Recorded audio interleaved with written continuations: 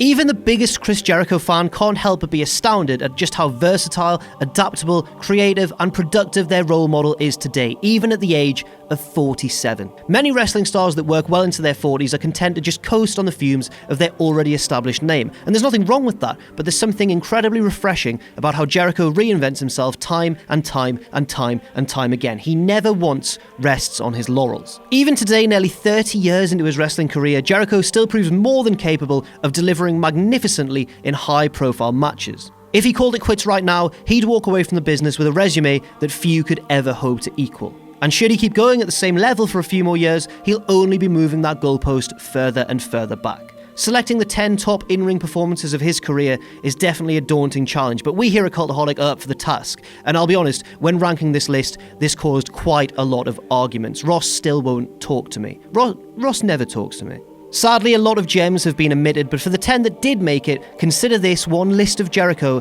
that it would be an honour to make. I'm Jack from Cultaholic.com, and these are 10 Chris Jericho matches that you must see before you die. Join us! Number 10, Chris Jericho vs CM Punk, Payback 2013. This match marked CM Punk's return following WrestleMania 29, and if you've listened to his Art of Wrestling podcast appearance, it was a match that he had no desire being a part of, mostly due to injuries and burnout. However, the event was in Punk's hometown of Chicago, Illinois, and WWE managed to talk him into taking the match with Jericho, a callback to their heated feud that stretched through the previous year's WrestleMania. While that WrestleMania 28 bout was appropriately hate-filled and tense in accordance with that storyline, the whole straight edge thing and Jericho trying to douse Punk with alcohol and that sort of very uncomfortable thing, this here was just a flat-out audience match, with Chi-Town wildly heralding Punk while booing the babyface Jericho. For his part, Jericho worked a little bit heelish throughout the bout, adjusting his performance for the crowd response. What a veteran move. Not that it mattered who played which role really, because the crowd's electricity was equalled by the performances in the ring, the near falls, the finisher reversals, and the overall energy was all top-notch, all the way to the finish line. The double go-to-sleep finish was a nice touch as well. It was a fine example of just how great a WWE match can be, even without much in the way of storyline restrictions, if the talents are just left to their own devices. And if they're good enough, of course, as well. CM Punk and Chris Jericho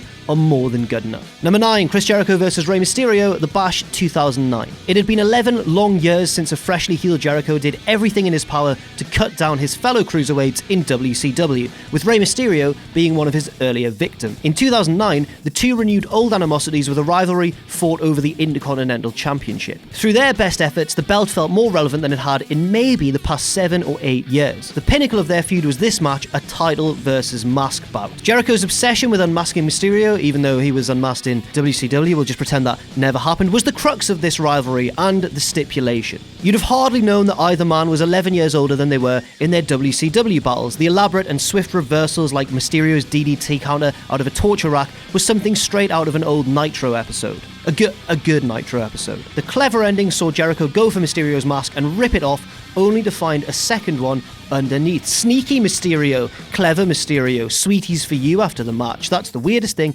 I've ever said on a voiceover. Lovely. Between story and action, this would have been WWE's best match of 2009 potentially, had Shawn Michaels and Undertaker both gotten lost on the way to WrestleMania. Number 8, Chris Jericho vs Chris Benoit, Super J Cup 1995. Now, unfortunately, we do have to talk about Chris Benoit on this list because it's impossible to talk about Jericho's career and his best matches without mentioning Benoit, who was truly one of his greatest rivals. It's unfortunate, but we have to do it, so let's just go. Jericho and Benoit's careers will forever be intertwined, but for the purposes of this entry, they were called Lionheart and Wild Pegasus. How silly, how silly. Two Canadian-born darlings of the early days of the internet wrestling community. This prestigious junior heavyweight tournament had been won by Benoit 1 year earlier, and he would meet his fellow countrymen in the quarterfinals. The two performed a slap exchange early on, with Jericho getting badly dazed off one of Benoit's strikes, and it was off to the races from there. Jericho hadn't yet worked the Lion Tamer into his arsenal, and perhaps this is the match where he learned it, because curiously, Benoit put that deep Boston Crab on him, so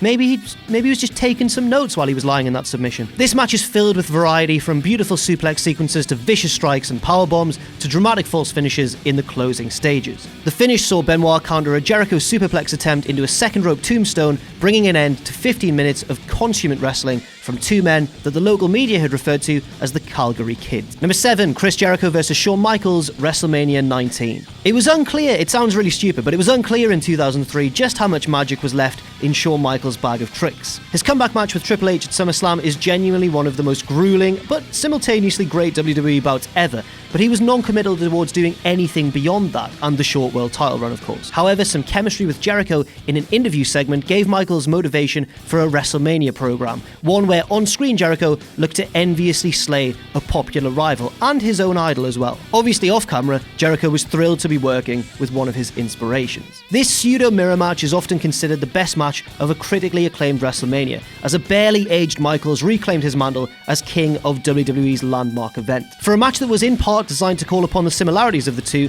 particularly with how Jericho patterned himself after a Rockers-era Michaels, it was a vintage babyface Michaels performance. Some may have had Jericho win here, but that's a minor quibble when the match was so excellent. Oh, and by the way, that Shinsuke Nakamura post-match low blow on Styles at WrestleMania 34, this was kind of invented here. Number 6, Chris Jericho versus The Rock, No Mercy 2001. Leave it to two true pros to save us from the doldrums of the invasion angle. Oh yes, this happened in the invasion angle. Within the WWE camp, there was friction between WCW champion Rock, yes, Rock had won the WCW championship, it's complicated, don't worry about it, and perpetual second fiddle Jericho, leading to this title match between the two at No Mercy. The build-up was just as memorable as the match itself, with Jericho silencing The Rock with a shut-up, talk to the hand, palm to the face. While the invasion had failed to captivate, Rock and Jericho made us give a damn about it once more. Despite being the more heelish of the two, Jericho was the crowd favourite on account of fans wanting to see him finally break through and win a world championship. Now, Rock didn't exactly take a heelish attitude in this match, but the two clearly tailored the hope spots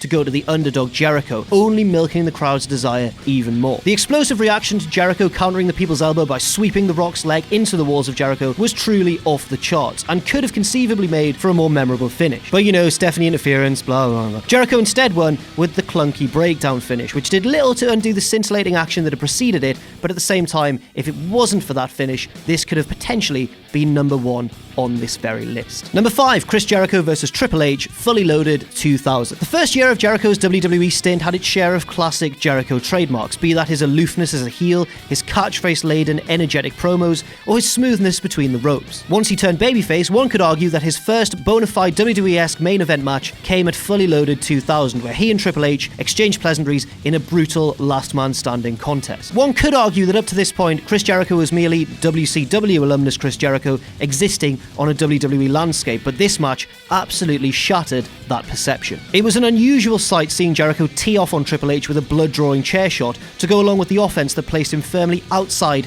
of his previous cruiserweight bot. The match progressed to dizzying heights with plenty of fake-out finishes in the midst of both men beating each other senseless. Triple H ultimately won after suplexing Jericho through the table at ringside and then barely beating the final count. But as a match, it established that Jericho belonged in the company of WWE's main eventers. It also set the stage for some of the more legendary matches that he still had coming. Number 4, Chris Jericho versus Chris Benoit, Royal Rumble 2001. Unfortunately, yes, we do have to talk about Benoit again, but this was truly one of the greatest matches, not only of Jericho's career, but of one of WWE's most high-quality in-ring years. When one thinks of the greatest ladder matches in WWE history, there are certain ones that spring instantly to mind. Older fans may well go with Shawn Michaels versus Razor Ramon. Attitude Era fans will probably choose one of the TLC matches, but one ladder match that more than deserves to be mentioned in the same breath is Jericho's challenge of Benoit's IC Championship at what may have been the best Royal Rumble event ever. There were some eye-catching spots for sure, like Jericho's chair shot on a diving Benoit outside of the ring, Jericho applying the walls of Jericho on the ladder's apex, and Benoit tipping Jericho off the ladder whilst laying underneath it. This was like an evolutionary version of the Michaels-Scott Hall match, in that the spots were incidental. This would have been a brilliant match even without the ladder stipulation, but the ladder was used to heighten the drama more than tie the match to it. Overall, it was a truly inspired effort from two of the finest in-ring performers that WWE has ever seen, and even Jericho confidently rates it as being on par with those Michaels-Ramon classics. Number 3, Jericho and Benoit versus the two-man power trip from the Raw of the 21st of May 2001. There truly are few matches in the history of Monday Night Raw that seriously flirt with a 5-star rating. Owen Hart and Davey Boy Smith's European title final is one, John Cena and Shawn Michaels' marathon match in London is another, and it could be fair to say that Jericho and Benoit's tag team victory over the two-man power trip is the best tag team bout in Raw's 25-year history. If you even slapped a 5-star rating on it, it would be pretty hard to argue against that opinion. Austin and Triple H were in full old school tag team heel mode here, looking like the brainbusters, cutting the ring off and using the occasional underhanded tactic to immobilize the babyface momentum. Jericho and Benoit's comeback had the crowd losing their minds, and the finish was like an exploding powder keg. Marring the match, sadly, was the fact that Triple H had legitimately torn his quadricep on a misstep and would miss 8 months of action as a result. But man, he really toughed it out and powered his way through to the finish. And if you ever doubt that Triple H is one of the toughest men in wrestling history, then you're a very silly person. And I'm not a fan of yours, because I am a fan of Triple H. He's my favourite. He is wonderful. But regardless, this was a tag team match unlike anything else from 2001. Old school tag team action done to perfection by some of the top single stars of the era. Number 2, Chris Jericho versus Kenny Omega, Wrestle Kingdom 12. There was just something refreshing about Jericho's straightforward villainy in the blood-soaked beatdown he'd given to Omega in the weeks before this clash, with several others, including Don Callis at ringside, ending up as collateral damage. As free as Jericho could be, even amidst the often rigid WWE landscape, he managed to be even more free over in New Japan Pro Wrestling, and that truly is a wonderful thing. Chris Jericho left to his own devices is a truly unique phenomenon in professional wrestling, and that's who we got in this war with Kenny Omega. This match itself could not be contained with any sort of safe confines, transforming the Tokyo Dome into something akin to the Attitude Era's greatest hits. This brawl spilled all over, barely catching its breath across 35 minutes of runtime, and even the most cynical fan watching was taken aback when a table that had been set up and forgotten about, Chekhov's table, was called back upon when Jericho bumped through it off a V-trigger much later on. This match proved that amongst his many similarities with Shawn Michaels, Jericho's ability to wrestle incredibly well later on in his career is certainly one of them. Number 1, Chris Jericho versus Shawn Michaels, No Mercy 2008. We talked a little bit earlier on about how Jericho and Benoit's ladder match has been a little bit forgotten, or certainly more forgotten than it should have been in WWE history, and that could also apply to this match, one of Jericho's most defining matches, maybe his most defining match. In fact, No Mercy 2008 is a criminally underrated show, one of the best secondary pay-per-views in WWE history, and the fact that it was headlined with a Jericho-Michaels ladder match to settle their months-long blood feud only adds to its appeal. Michaels and Jericho didn't so much have a ladder match as they had a chance to kill one another in the vicinity of a ladder, and also it was for Jericho's World Heavyweight Championship title belt. You have to love the simple charm of Jericho kicking one side of a ladder in order to send the other end smashing into Michaels' wounded eye socket. It was lovely. Well, not lovely in the traditional sense. It wasn't like a meadow of flowers, but it was lovely in the wrestling sense. WWE's PG rating had been in place for a little more than 2 months by this time, but the two managed to make the air of vileness and hatred more than clear. For Jericho, this match is a true masterclass on how to do a gimmick match or a stipulation match without compromising a heel's core ideal. This wasn't the Lionheart Chris Jericho taking to the air, but rather deathly serious Jericho trying to maim his nemesis before claiming the gold at Michaels' expense. Through broken teeth and a dramatic tug-of-war finish, this ladder match achieved a status that few others have even come close to. So that's our list. Thank you very much for watching. Which Chris Jericho matches did we miss out? Let us know your thoughts in the comments section down below. I've been Jack from Cultaholic.com. You can follow me on Twitter at JackTheJobber. You can follow all of us at Cultaholic and check out our Patreon as well, patreon.com/Cultaholic. And never forget, of course, to join us.